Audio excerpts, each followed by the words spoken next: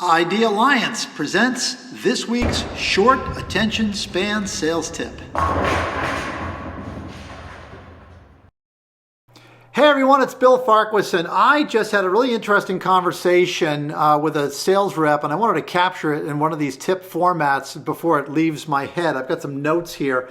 Here's the situation. What the rep said was, I had a first-time appointment with a brand new prospect.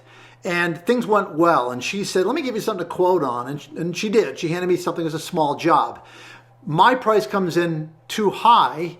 I am told that by email. And now I can't get her back on the phone again. And she won't return my emails. And he said, I think what's happened is I've been labeled as expensive. What do I do? Well, I got two answers to this. One is, what do you do now? And the other one is, if you could jump in the DeLorean and go back to that first conversation, what would you say? And that's what I want to talk about.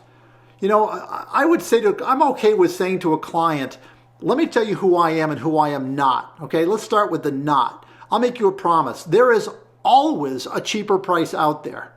Always. So if I give you a price which is going to be competitive, you can beat that price. And that price, you can beat that price. And that price, you can beat that price. And if that's what you're going to do, then I'm going to shake your hand right now and say, good luck, because that's not me. The other promise that I will make is who I am and what kind of relationship I want to have and what I'm looking for. Because here's the thing, and I'll talk about this more as I go into a deeper dive.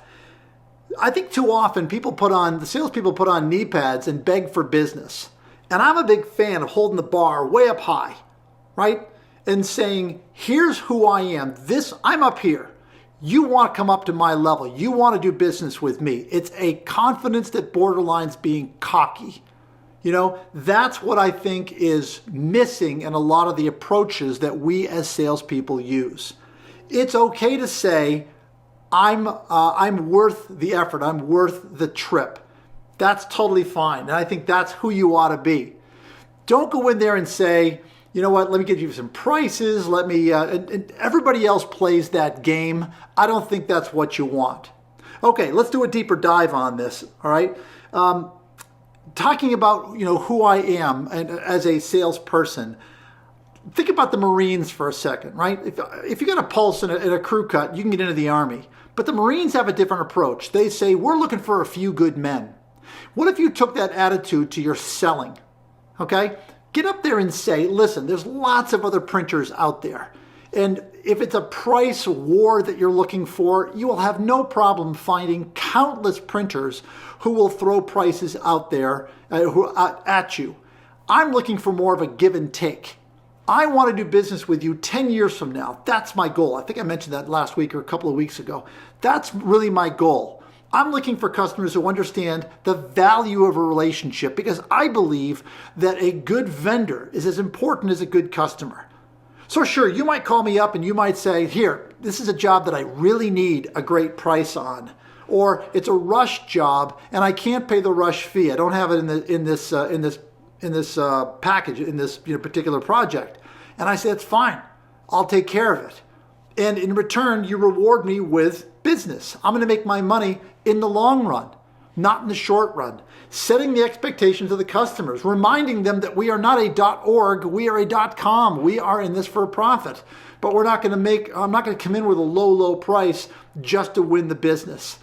I'm going to bring you ideas. I'm going to learn the story behind the printed piece. I'm going to follow up. I'm going to make certain that the job went well. I'm going to make certain that the trade show that I helped to support was a success. I'm going to call you 2 months ahead of time when a big job is repeating so that we can go through and review everything all over again. That's what I'm going to bring to you. I'm going to, let's say you're calling on a small agency, a small boutique type of graphic designers. They don't get a lot of education. They don't get a lot of training because they don't have the budget. I'm going to bring you that education, you could say to them. I'm going to talk to you about papers. I'm going to talk to you about the process. I'm going to bring you to the plant and educate you so that you can be better at your job. This is part of what I'm going to give to you. And if that's not of any value to you, then I'll shake your hand right now and wish you luck. But if you're looking for a good relationship with a customer, with a vendor, where you can both benefit, now I think we ought to be doing some dancing together. Don't cheapen yourself. Most often when you get into a price conversation, when you lose on price, it's because you led that customer into an alley. Don't be surprised if you get mugged. Do some forensic, back up and say, how did that happen? What did that conversation sound like? What else could I have done? It's very easy. Hindsight's 20/20. And like I said, there's two sides to this. But setting those expectations ahead of time, your customer is going to react to that, respond to that, and understand. If they don't, they're not your customer. They're not your customer, or they don't understand, and you're going to lose them anyway. Not everyone is your customer. It used to be that we could reach across the desk, check for a pulse. If they had one, they were a customer. That's not the case anymore. Define who you are, build your brand, stand by it. People will rise to your level. Don't make them dive to your level. All right? Again, it's a confidence that borderlines cocky. It's a mental attitude that says, I'm the best there is. And if you're not doing business with me, why not? If you don't like me, there's probably something wrong with you. You'd never say these things to a customer, but this is sure a good thing to put between your ears. It's a differentiator. Something we'll talk about again next week. Thanks, everybody. Have a good selling week.